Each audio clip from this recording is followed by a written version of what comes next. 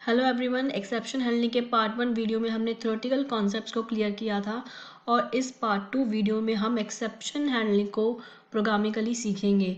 इस वीडियो में एक्सेप्शंस के प्रोग्राम्स, एक्सेप्शन हैंडलिंग के programs, examples, try catch block, एक से ज़्यादा ट्राई कैच ब्लॉक कैसे करते हैं, नेस्टेड ट्राई ब्लॉक कैसे यूज़ करते हैं, फाइनली थ्रोज और कस्टम एक्सेप्शंस, खुद की एक्सेप्शन क्लास कैसे बनाते हैं, चेक्ड अनचेक्ड एक्सेप्शंस के एग्जांपल्स, काफ़ी सारी चीज़ें हम डिस्कस करने जा रहे हैं जो हमें प्रोग्रामिंग कॉन्सेप्ट्स को भी क्लियर करेंगे और इंटरव्यू पॉइंट ऑफ व्यू से भी आपके सारी डाउट्स क्लियर हो जाएंगे। चलिए वीडियो स्टार्ट करते हैं।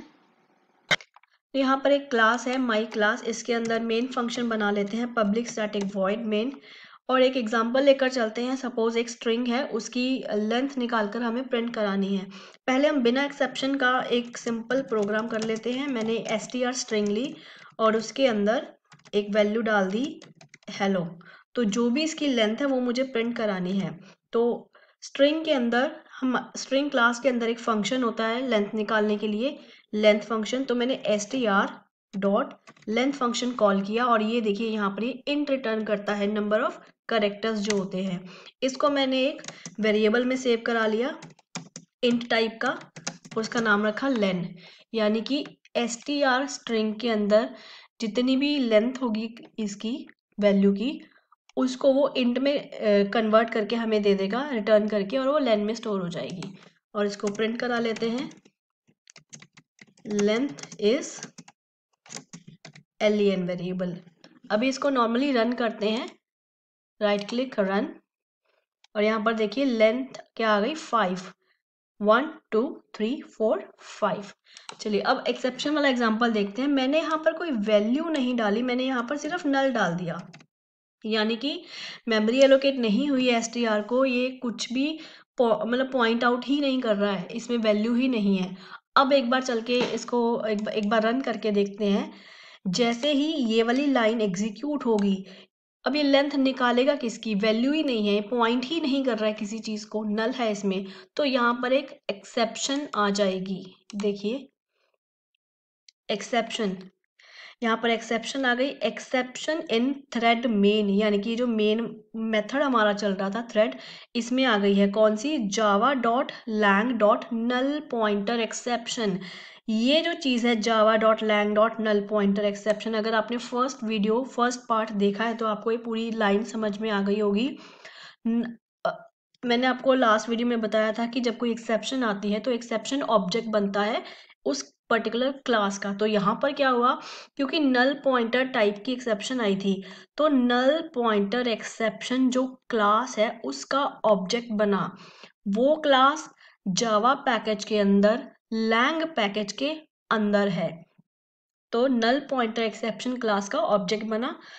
At my class dot main, कहाँ पर बना, माई क्लास, ये देखिए हमारी क्लास का नाम क्या है, my class dot main, my class के मेन फंक्शन के अंदर। और लाइन नंबर भी देखिए यहाँ पर दिया हुआ है, my class dot Java colon 7, यानी कि ये 7 लाइन के ऊपर एक्सेप्शन आई है। तो पूरी डिटेल आपको ऐसे मिल जाएगी। ये है एक सिंपल सा एग्जांपल एक्सेप्शन का, कि एक्सेप्शन आती कैसे है। एक और एग्जांपल देख लेते हैं एक्सेप्शन आने का, इसको हटा देते हैं कोड को। सपोज यहाँ पर एक स्ट्रिंग है, इसके अंदर मैंने एक वैल्यू डाल दी 5। कुछ हमारा कोड ऐसा था कि मुझे स्ट्रिंग में ही वैल्यू स्टोर करनी पड़ी, लेकिन बाद में हमारी रिक्वायरमेंट है इंटीजर की, तो मुझे इस str को इंट में कन्वर्ट करना है। तो मैंने यहाँ पर एक इंट आई ले लिया, और स्ट्रिंग को अगर आप इंट में कन्वर्ट करना चाहते हैं तो हमारे पास एक इंटीजर क्लास होती है। अगर आप लोगों ने रैपर क्लासेस के बारे में सुना हो, तो एक इंटीजर क्लास होती है हमारे पास, इंटीजर रैपर क्लास। इसके अंदर पार्स इंट फंक्शन होता है, मेथड होता है, जो कि स्ट्रिंग टाइप की वैल्यू लेता है और उसको कन्वर्ट करके इंट में कन्वर्ट करके रिटर्न करता है। क्लियर। तो ये str के अंदर जो भी वैल्यू है उसको इंट में कन्वर्ट करके हमें रिटर्न करेगा, इंट टाइप का बना के। तो मैंने उसको i में स्टोर करा लिया, और इसको प्रिंट भी करा लेते हैं। आई को प्रिंट करा लेते हैं। ये देखिए आई की वैल्यू 5 आ गई, लेकिन सपोज यहाँ पर कुछ और वैल्यू है, सपोज ये है, यहाँ सिंपल ए लिख लेते हैं, कुछ भी एक वैल्यू लिख लेते हैं ऐसी जो कि कन्वर्ट नहीं हो सकती। इस केस में देखिए यहाँ पर जैसे ही वो कन्वर्ट करने के लिए ट्राई करेगा वो दिखेगा यहाँ पर तो ए है, तो ये इंट में कन्वर्ट नहीं हो सकती। तो उस केस में यहाँ पर हमारे पास एक्सेप्शन आ जाएगी। एक्सेप्शन किस टाइप की? नंबर फॉर्मेट एक्सेप्शन, यानी कि इनका फॉर्मेट कुछ ऐसा है, वो स्ट्रिंग टाइप का है, ये इंट टाइप का है, लेकिन इनको हम कन्वर्ट नहीं कर सकते। तो जावा पैकेज के अंदर, लैंग पैकेज के अंदर एक क्लास है नंबर फॉर्मेट एक्सेप्शन, उस टाइप का एक ऑब्जेक्ट क्रिएट होगा, वो एक्सेप्शन आएगी फॉर इनपुट स्ट्रिंग ए, क्योंकि इसकी वैल्यू ए थी, इस कारण से यहाँ पर हमारे पास ये एक्सेप्शन आई है। एक और एग्जांपल देखें अर्थमेटिक एक्सेप्शन का, और यहाँ पर सपोज हम यूजर से 2 नंबर ले रहे हैं और उनको डिवाइड करके हमें उसका आंसर प्रिंट कराना है। अभी मैं डायरेक्टली नंबर लूंगी क्योंकि यूजर से मुझे नंबर लेने का कोड अभी नहीं करना है, वो अब जरूरत नहीं है इसमें। हम डायरेक्टली यहाँ पर 2 नंबर ले लेते हैं और सेकेंड नंबर मैंने ले लिया 0, क्योंकि मुझे आपको एक्सेप्शन दिखानी है, इसीलिए मैंने यहाँ पर 0 ले लिया। ए डिवाइडेड बी, और जैसे ही हम इसको प्रिंट कराएंगे तो यहाँ पर एक्सेप्शन आ जाएगी, क्योंकि अगर किसी भी चीज को 0 से डिवाइड करते हैं तो एक्सेप्शन आएगी। Exception in thread main Java lang arithmetic exception. Reason क्या है इसका? डिवाइड बाय 0, तो ये अर्थमेटिक एक्सेप्शन का एग्जाम्पल है। आई होप अब तक आपको क्लियर हो गया होगा कि एक्सेप्शंस कैसे आती हैं। एक लास्ट और एग्जाम्पल ले लेते हैं array index out of bound का। सपोज यहाँ पर हम एक एरे बनाते हैं और एरे का जो साइज है वो यहाँ पर मैंने 5 ले लिया,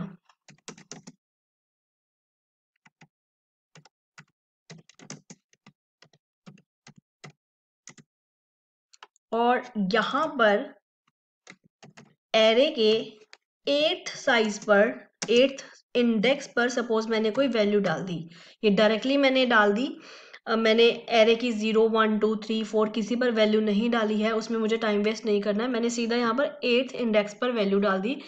8th इंडेक्स एग्जिस्ट ही नहीं करता है, मैंने जानबूझकर ये नंबर लिया ताकि एक्सेप्शन आ जाए आपको दिखाने के लिए। चलिए इसको प्रिंट करते हैं।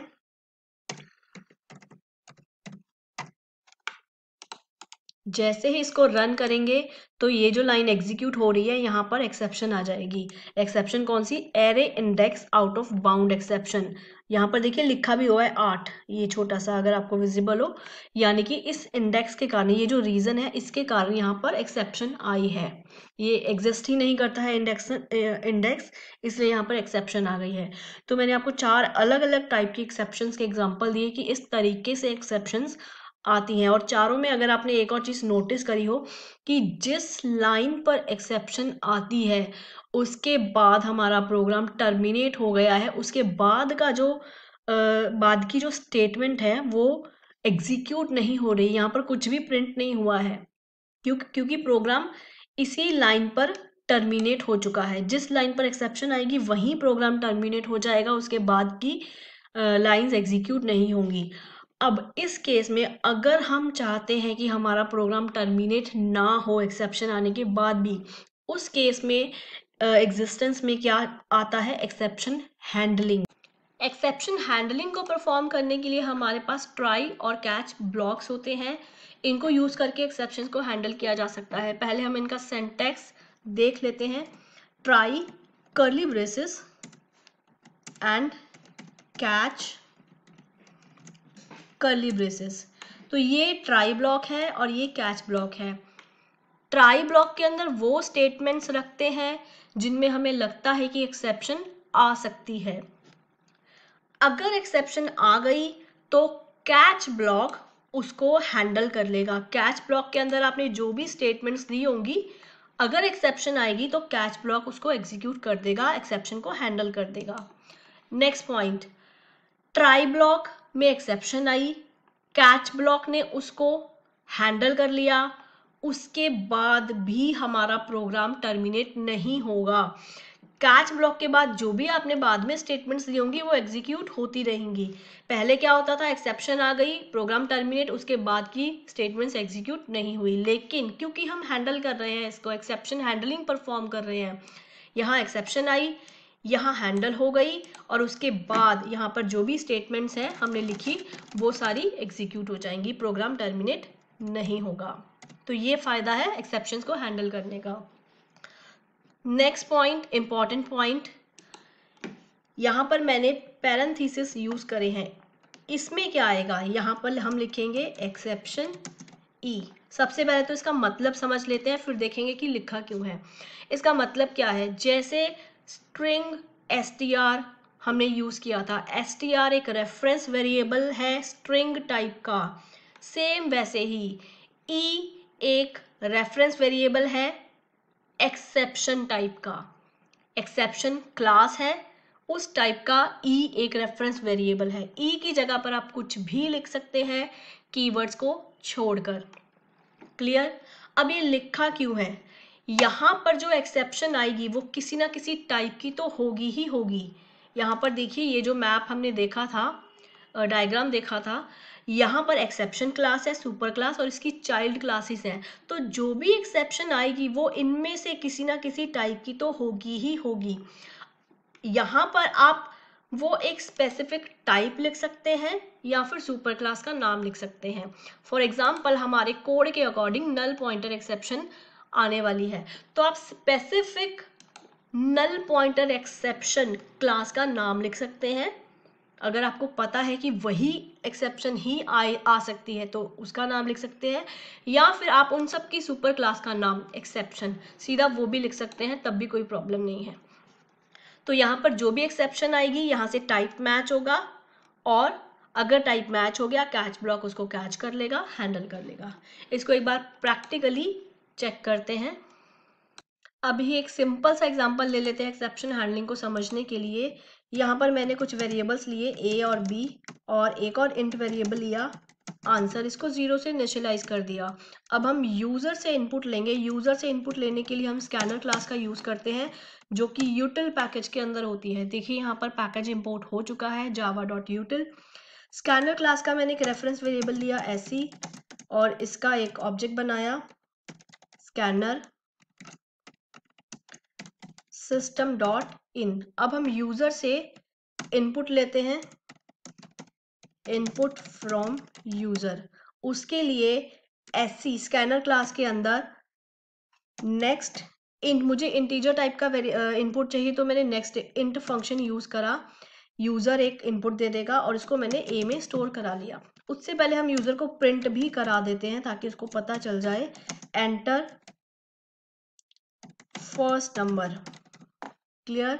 ऐसे ही हम सेकेंड इनपुट लेंगे, enter second number, se dot next int cursor, next int, और इसको हमने b में स्टोर करा दिया। a और b की वैल्यूज हमारे पास आ गई।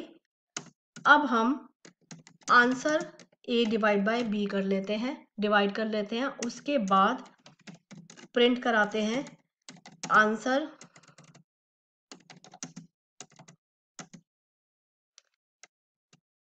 Is equal two variable.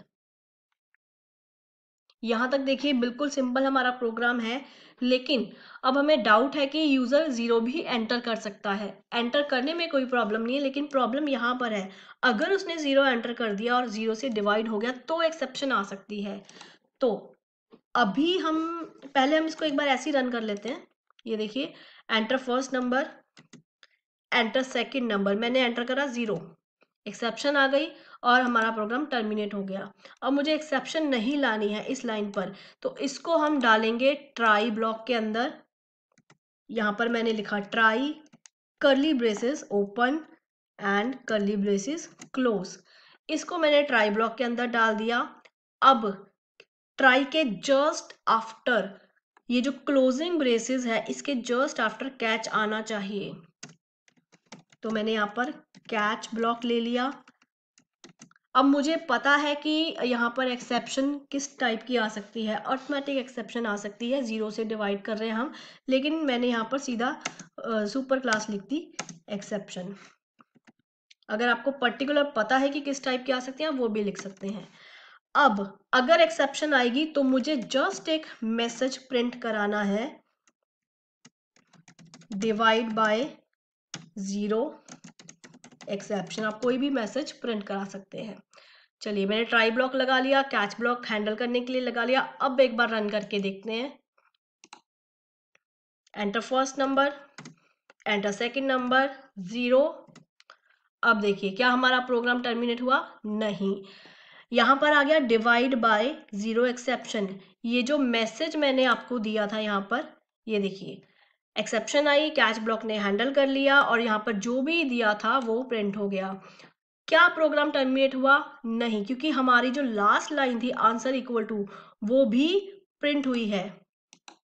ये देखिए आंसर इक्वल टू 0, 0 से इनिशियलाइज करा था हमने पहले ANS वेरिएबल को, तो वो प्रिंट हो गया है। हमारा प्रोग्राम टर्मिनेट नहीं हुआ है, एक्सेप्शन हैंडल हो गई है। और ये सिंपल सा एग्जांपल है एक्सेप्शन हैंडलिंग का। आई होप आपको इसमें कोई प्रॉब्लम नहीं है। अब दो इंपॉर्टेंट पॉइंट्स। पहला, ट्राई और कैच ब्लॉक के बीच में कुछ नहीं आना चाहिए। ट्राई ब्लॉक के खत्म होने के बाद ही कैच ब्लॉक शुरू होना चाहिए। आप ट्राई ब्लॉक के खत्म होने के बाद यहाँ पर कोई भी स्टेटमेंट नहीं लिख सकते हैं। क्लियर? तो यहाँ पर कुछ नहीं आएगा, इन दोनों के बीच में कोई चीज नहीं आ सकती है। ट्राई के खत्म होते ही कैच ब्लॉक आना चाहिए। सेकंड पॉइंट, कई बार स्टूडेंट्स क्या करते हैं, सपोज ये जो लाइन मैंने बाद में लिखी है इसको यहाँ लिख देते हैं। यहाँ पर ये हमारा कोड था, तो वो ये जो प्रिंट वाली स्टेटमेंट है इसको भी ट्राई ब्लॉक के अंदर ही लिख देते हैं। फिर जब रन करेंगे हम इसको, तो वो कहेंगे कि हमारा प्रोग्राम तो एग्जीक्यूट ही नहीं, हमारा प्रोग्राम तो टर्मिनेट हो गया है और लास्ट की जो लाइन थी एक्सेप्शन आने के बाद, ये वाली लाइन थी, ये एग्जीक्यूट ही नहीं हुई है। अब देखिए यहाँ पर एक्सेप्शन आई, इस लाइन पर एक्सेप्शन जैसे ही आई वो सीधा कहाँ पर जंप करके गई? कैच ब्लॉक में। कैच ब्लॉक में गई और ये वाली डिवाइड वाली लाइन प्रिंट हो गई। ठीक है, ये डिवाइड वाली लाइन प्रिंट हो गई है। अब ये लाइन क्यों नहीं एग्जीक्यूट हुई? क्योंकि फोकस था वो एक्सेप्शन वाली लाइन से सीधा कैच ब्लॉक में चला गया। उसके बाद लाइन नीचे की तरफ एग्जीक्यूट होती है। कभी भी जो एग्जीक्यूशन है वो लास्ट लाइन से फर्स्ट लाइन में नहीं जाता है, फर्स्ट लाइन से लास्ट लाइन की तरफ एग्जीक्यूशन होता है स्टेप बाय स्टेप। तो ये लाइन आपकी स्किप हो गई है, ये लाइन एग्जीक्यूट नहीं हो गई है। ये लाइन को आपको यहाँ नहीं लिखना है। ट्राई ब्लॉक में सिर्फ वही लाइंस लिखनी है जिसमें अगर आपको डाउट हो कि एक्सेप्शन आ सकती है। ये लाइन तो हमारी एक्सेप्शन वाली है ही नहीं, इसको आप हमेशा बाहर ही लिखेंगे। यहाँ पर फ्लो अब चलेगा, यहाँ पर एक्सेप्शन आई, कैच ने उसको हैंडल कर लिया, प्रोग्राम टर्मिनेट नहीं हुआ। अब आती है ये बात कि प्रोग्राम टर्मिनेट नहीं हुआ है। अब इसके बाद की जो स्टेटमेंट्स है स्टेप बाय स्टेप एग्जीक्यूट होगी।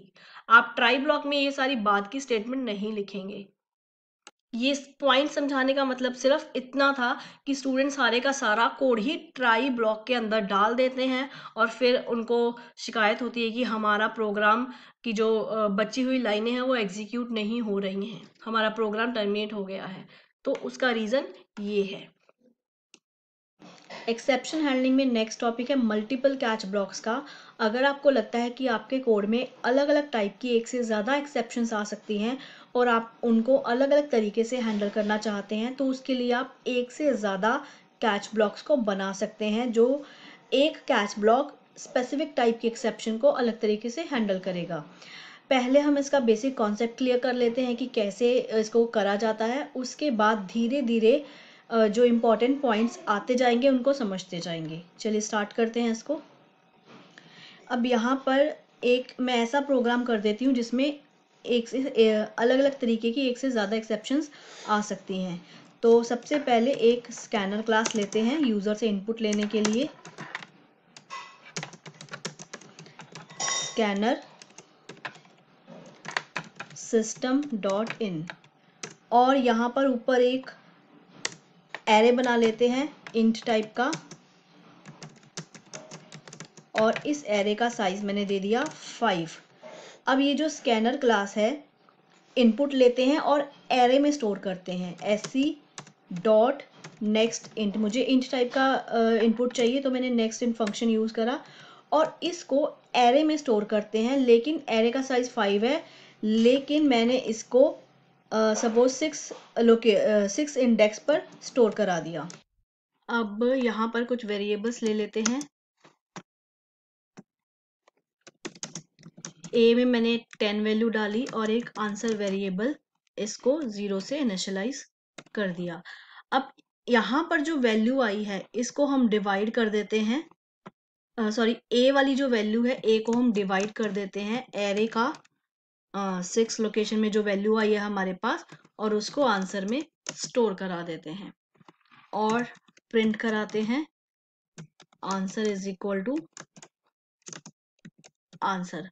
अब यहाँ पर भी एक्सेप्शन आ सकती है इस लाइन में array index out of bound की, और यहाँ पर अरिथमेटिक एक्सेप्शन आ सकती है। तो उसके लिए हम क्या करते हैं, इन दोनों लाइंस को ट्राई ब्लॉक में डाल लेते हैं। Try curly braces open and curly braces close. इसके बाद हमें यहाँ पर कैच ब्लॉक चाहिए। अब यहाँ तो हम एक ही कैच ब्लॉक बना ले, एक्सेप्शन क्लास का, सुपर क्लास का, कोई भी एक्सेप्शन आएगी उसमें कैच हो जाएगी। बट हमें यहाँ पर मल्टीपल कैच ब्लॉक्स को सीखना है, तो यहाँ पर हम स्पेसिफिक कैच ब्लॉक के लिए बनाएंगे। पहले मैंने यहाँ पर एक कैच ब्लॉक लिया array index out of bound class का, ये, और उसके बाद एक और कैच ब्लॉक लिया अरिथमेटिक एक्सेप्शन क्लास का, ये वाला। मैंने 2 कैच ब्लॉक्स यहाँ पर ले लिए, मल्टीपल कैच ब्लॉक्स हो गया। और यहाँ पर आप अलग अलग तरीके से हैंडल कर सकते हैं। अभी के लिए जस्ट हम एक मैसेज प्रिंट करा देते हैं यहाँ पर,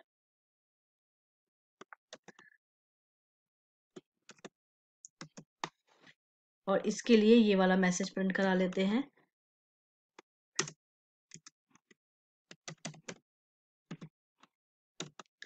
अब देखिए जो भी एक्सेप्शन अकर होगी, वो ट्राई ब्लॉक में जो भी एक्सेप्शन आएगी, जिस भी टाइप की आएगी, पहले वो फर्स्ट कैच ब्लॉक से मैच करेगा। अगर यहाँ पर मैच हो गया तो ये हैंडल हो जाएगी।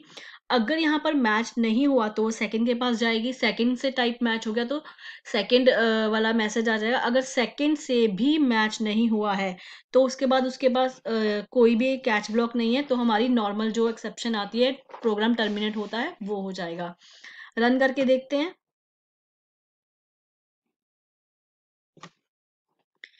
यहाँ पर हमें कुछ भी वैल्यू डालनी है। सपोज हमने यहाँ पर 9 डाल दी। जैसे ही एंटर प्रेस करा, यहाँ पर यूजर से वैल्यू लेने के बाद वो 6 इंडेक्स पे जाएगा, जो कि एग्जिस्ट नहीं करता है। एक्सेप्शन आ जाएगी array index out of bound की, और वो कैच हो जाएगी। ये देखिए फर्स्ट वाला जो कैच ब्लॉक था वो कैच, उसने एक्सेप्शन को कैच कर लिया है। प्रोग्राम टर्मिनेट नहीं हुआ है, लास्ट वाली जो लाइन है वो प्रिंट हो गई है। अब यहाँ पर थोड़ा सा चेंज करके देख लेते हैं, इसको 4th इंडेक्स पे डाल लेते हैं। क्लियर। अब रन करते हैं। जैसे ही यहाँ पर हमने कोई वैल्यू डाली, सपोज मैंने डाल दी 0 इंडेक्स, 4th इंडेक्स एग्जिस्ट करता है, उसमें वैल्यू चली जाएगी। इस लाइन में कोई प्रॉब्लम नहीं है। लेकिन जब हम, सॉरी, इसको भी हमें यहाँ पर पहले 4 करना पड़ेगा, सेम करना पड़ेगा। अब दोबारा रन करते हैं। मैंने यहाँ पर वैल्यू डाली 0, और जैसे ही एंटर प्रेस करेंगे, इस लाइन में तो कोई प्रॉब्लम नहीं है, 4th इंडेक्स पे वैल्यू चली जाएगी। लेकिन जब हम डिवाइड करेंगे, ए की वैल्यू 10 है, 10 को 0 से डिवाइड करेंगे तब एक्सेप्शन आएगी। तब वो फर्स्ट वाले कैच में जाएगी, array index out of bound, जो कि मैच नहीं करता है। फिर वो सेकंड वाले कैच ब्लॉक के पास जाएगी, मैच कर जाएगा और एक्सेप्शन हैंडल हो जाएगी। ये देखिए अरिथमेटिक एक्सेप्शन। क्लियर यहाँ पर। तो जो भी कैच ब्लॉक है वो मैच हो जाएगा और एक्सेप्शन हैंडल हो जाएगी। ये सिंपल सा कोड था आपको बेसिक समझाने के लिए। अब कुछ पॉइंट्स पर आ जाते हैं। सबसे पहला पॉइंट यहाँ पर, अगर सपोज एक्सेप्शन कुछ ऐसी आ गई जो इससे भी मैच नहीं हुई और इससे भी मैच नहीं हुई, उसके बाद तो कोई ऑप्शन ही नहीं है, प्रोग्राम टर्मिनेट हो जाएगा। तो उस केस में हम एक और एक्सेप्ट कैच ब्लॉक देते हैं यहाँ पर लास्ट में, जिसमें जो सुपर क्लास है एक्सेप्शन वो लिखेंगे। वो इसलिए लिखेंगे कि इन केस ऊपर में से कोई भी कैच ब्लॉक से हैंडल नहीं होता है एक्सेप्शन, तो लास्ट वाला जो एक्सेप्शन वाला है सुपर क्लास, सारी की सारी एक्सेप्शन इससे तो मैच करेंगी ही करेंगी क्योंकि ये सुपर क्लास है। तो ऊपर से कुछ भी मैच नहीं हुआ तो यहाँ लास्ट वाले में तो आ ही जाएगी, हैंडल हो ही जाएगी, प्रोग्राम टर्मिनेट नहीं होगा। पहला पॉइंट था ये। सेकंड पॉइंट,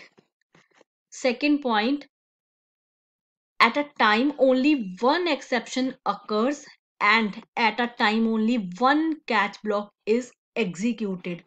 आपके प्रोग्राम में अलग अलग टाइप की एक से ज्यादा एक्सेप्शंस आ सकती हैं, बट आएगी तो एक टाइम पर तो एक ही एक्सेप्शन आएगी। जैसे ही एक्सेप्शन आई कैच ब्लॉक का काम शुरू हो जाएगा। क्लियर? एक टाइम पर एक ही एक्सेप्शन आएगी और सेकंड इसके अंदर लिखा हुआ है, और एक टाइम पर एक ही कैच ब्लॉक एग्जीक्यूट होगा। जितने भी आप कैच ब्लॉक देंगे उनमें से एक ही कैच ब्लॉक के पास एक्सेप्शन जाएगी और हैंडल होगी।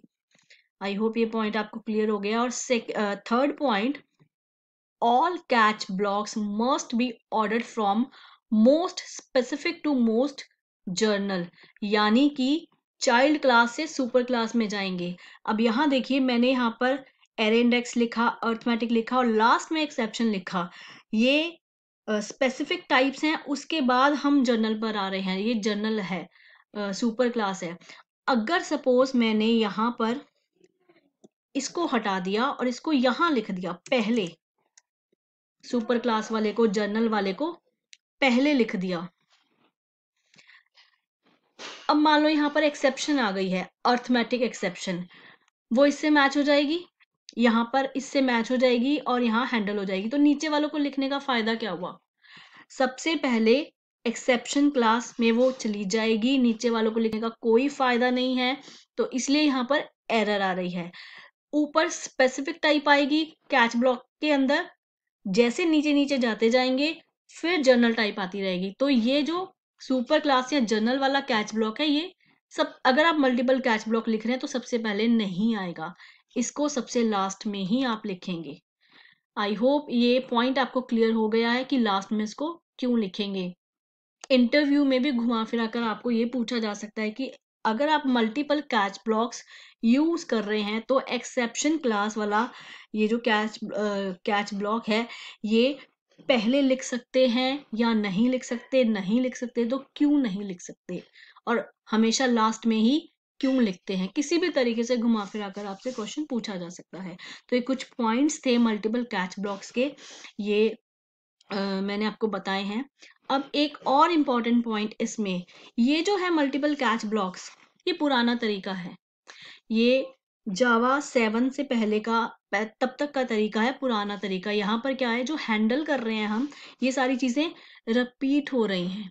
ठीक है, यहाँ पर हैंडल करने का तरीका रिपीट हो रहा है, यहाँ पर रिपीट हो रहा है। इस चीज को अवॉइड करने के लिए मल्टीपल कैच ब्लॉक को लिखने का तरीका थोड़ा चेंज हो चुका है। अब हम न्यू वे देखते हैं मल्टीपल कैच ब्लॉक्स कैसे किए जाते हैं। अब यहाँ पर ये जो स्पेसिफिक क्लासेस के नाम लिखे हैं, ये वाले जो ब्लॉक्स हैं, इनको हम हटा देते हैं और इसकी जगह एक कैच ब्लॉक लेते हैं और यहाँ पर सबसे पहले मैंने अर्थमेटिक क्लास लिखा और अलग अलग लिखने के लिए हम यहाँ पर ये सिंबल यूज करते हैं, ये पाइपलाइन का सिंबल। उसके बाद मैंने लिखा array index out of bound, ये देखिए। तो आप ऐसे अलग अलग टाइप के एक्सेप्शंस दे सकते हैं और उसके बाद आपका रेफरेंस वेरिएबल। अब यहाँ पर आप मैसेज दे दें कोई भी, कुछ भी यहाँ पर, ठीक है। तो जिस भी टाइप की एक्सेप्शन होगी, इनमें से अगर मैच करती होगी, इस पे ये कैच ब्लॉक उसको कैच कर लेगा और मैसेज दे देगा। अब आपका क्वेश्चन ये हो सकता है कि ये तो दोनों के लिए सेम ही मैसेज हो गया है, हमें तो अलग अलग टाइप के मैसेज प्रिंट कराने थे। उस केस में देखिए, ये जो रेफरेंस वेरिएबल है ई, इसकी हेल्प से आप मैसेज प्रिंट करा सकते हैं। ई डॉट, क्योंकि एक्सेप्शन का ऑब्जेक्ट बनता है तो ऑब्जेक्ट से तो आप क्लास के सारे मेंबर्स को एक्सेस कर ही सकते हैं। तो ई डॉट, यहाँ पर देखिए ई डॉट गेट मैसेज एक फंक्शन है, वो फंक्शन स्ट्रिंग टाइप की वैल्यू आपको रिटर्न करेगा, यानी कि जिस भी टाइप की एक्सेप्शन आई होगी उस क्लास से आपको पर्टिकुलर मैसेज आएगा कि हाँ इस टाइप की एक्सेप्शन है। रन करके देखते हैं इसको।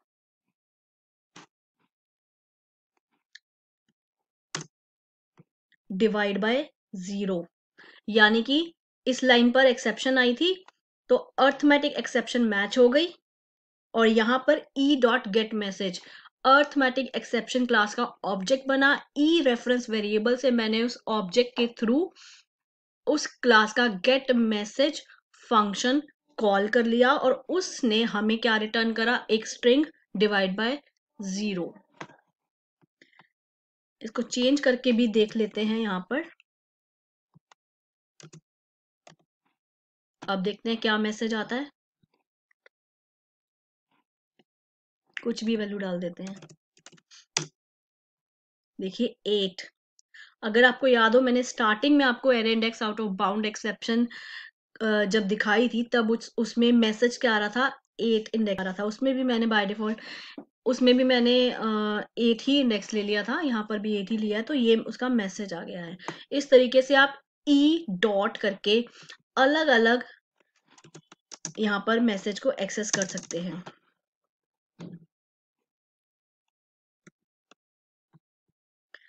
तो ये एक और तरीका है मल्टीपल कैच ब्लॉक्स का। इसमें जो आपको पॉइंट ध्यान में रखना है वो ये ध्यान में रखना है कि जो सुपर क्लास है वो आप यहाँ पर नहीं लिख सकते हैं। अगर देखिए मैंने यहाँ पर लिख ली तो कोई भी टाइप की एक्सेप्शन है वो एक्सेप्शन से तो मैच हो ही जाएगी, तो इन सब का लिखने का क्या फायदा। इसमें भी इसमें भी यही रूल अप्लाई होता है कि सुपर क्लास वाला आप इसमें मिक्स नहीं कर सकते हैं, ये चीज यहाँ पर नहीं आएगी। इसको आप लास्ट में ही लिखिए। अगर इन स्पेसिफिक क्लासेस से कुछ मैच नहीं होता है तो ये लास्ट वाले कैच ब्लॉक में चला जाएगा। तो स्पेसिफिक क्लासेस के लिए आप ये सिंटेक्स भी यूज कर सकते हैं मल्टीपल कैच ब्लॉक के केस में। आई होप आपको ये छोटे छोटे पॉइंट्स समझ में आ रहे हैं। तो इस पार्ट 2 वीडियो में अभी तक के लिए इतना ही। बाकी जो भी टॉपिक्स हमारे रह गए हैं वो हम और वीडियोस में पार्ट्स में कंप्लीट करेंगे, क्योंकि अभी के लिए जो छोटे छोटे पॉइंट्स मैंने बताए हैं आई वांट कि आप पहले उनको अच्छे से क्लियर कर लें, समझ लें। जो भी छोटे छोटे पॉइंट्स हैं इन्हीं की वजह से ही हमें कोडिंग में प्रॉब्लम होती है। जो भी आपको कन्फ्यूज़न आती है कि नहीं ये चीज़ कैसे हो गई, ये क्वेश्चन पूछ लिया, ये तो हमें आता ही नहीं है, अगर आप छोटे-छोटे पॉइंट्स जो मैंने बताए हैं उनको नोट डाउन करके रखेंगे, उनका कांसेप्ट क्लियर कर लेंगे, तो आपको कभी भी कोई भी प्रॉब्लम नहीं आएगी। आपको जैसे भी घुमा-फिरा के इंटरव्यू में क्वेश्चंस पूछे जाएँ, आप उनका आंसर दे सकते हैं। तो अभी तक मैंने आपको जो बताया आप उसको अच्छे से समझें। जो भी अगर आपको कोई डाउट है आप कमेंट बॉक्स में पूछ सकते हैं।